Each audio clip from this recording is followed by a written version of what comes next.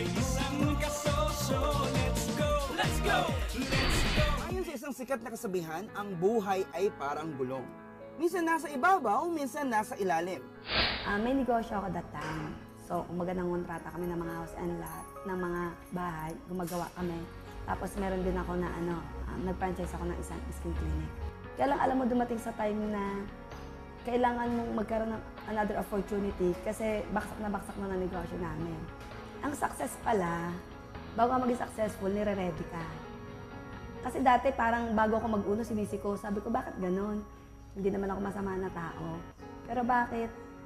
Lahat ng naipundar ko wala eh. Kasi wash out talaga ako nung nag-uno ako. Negative. Alam mo yung negative million?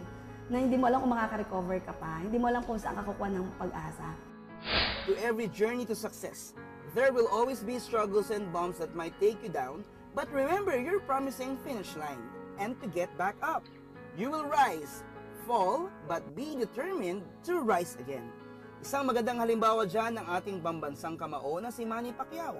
Nanalo, natalo, pero hindi siya nawala ng pag-asa at nanatiling passionate sa kanyang buhay at karera. Ganyan din sa pagnenegosyo. Aangat, babagsak, pero laging may pagkakataong muling makabangon basta't mag-smikap ka. Tulad na lang ng ginawa ng entrepreneur na si Pearly Rosenio. Akala ko nung pumasok ako sa uno, ganun na siya kasimple. Nasabi ko, ay, negosyante naman ako, alam na alam ko na to. Nakakapagnegosyo nga ako ng ibang business, bakit hindi ito na akala ko magbebenta ka lang ng product? Nagkamali ako sa akala ko kasi may sistema na ang uno eh. Ang kailangan mo lang palang gawin, makinig ka sa taong nag-invite sa'yo. Ibig sabihin, mag-aaral ka uli. So, ang ginawa ko, inaral ko yung business. Pinag-aralan ko, ano ba yung uno? Ano ba yung sistema?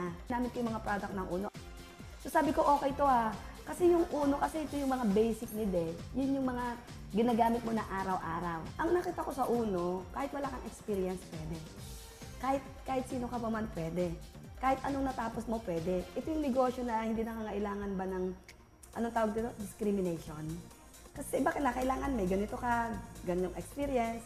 Sa uno, walang discrimination eh. Kahit sinong pwede, basta may pangarap, willing matuto, magiging successful ka sa business na to.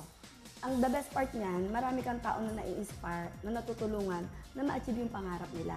Naging successful ka, kumita ka ng maganda, pero hindi ka na kailangan ng malaking kapital. And because of uno, I travel, I went to Europe. Imagine mo, 16 days nag-travel ka, nag-cruise ship ka. Tapos, ang best part pa niya, naikot mo yung buong Europa.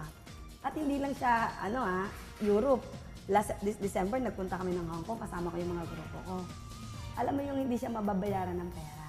Alam mo, nung nakita kong uno, nagkaroon ako ng hope at saka chance para mabagong buhay ko. So sabi ko, kung ito yung paraan para maibalik ko whatever losses na meron ako, tinodo ko siya. Number 1, inaral ko siya. Number 2, nagkaroon ako ng paniniwala sa kumpanya. Sa produkto muna, importante. Dapat be the product of your product. Paano mo paniwala ibang tao kung hindi ka naman naniniwala sa sarili mo? Maniwala ka sa marketing plan. Third, maniwala ka sa taas. Kasi doon ko nakita na ang isang bagay pala, pag inalis sa'yo, mas ibabalik sa'yo, mas maraming bagay eh. So alam mo yung nawalan ka ng kotse, pero ibinalik sa'yo 3 kotse. Nawalan ka ng negosyo, ibinalik sa'yo mas magandang negosyo. Nawalan ka ng mga kaibigan, pero ibinalik sa'yo mga tunay na kaibigan. Okay. Para sa mga nanonood, para sa akin, it's not important on how many times you fail. Ang importante, babangon ka para makuha mo mga pangarap ko. Lagi ko sinasabi, you have to believe in yourself. You have to believe in God. Everything may purpose siya eh, kung bakit nangyayari sa isang bagay. Huwag ka matakot magkamali. Kasi sa pagkakamali doon ka natututo eh. Maniwala ka lang sa sarili mo. Kung ako, nagawa ko, nadapa, nakabangon,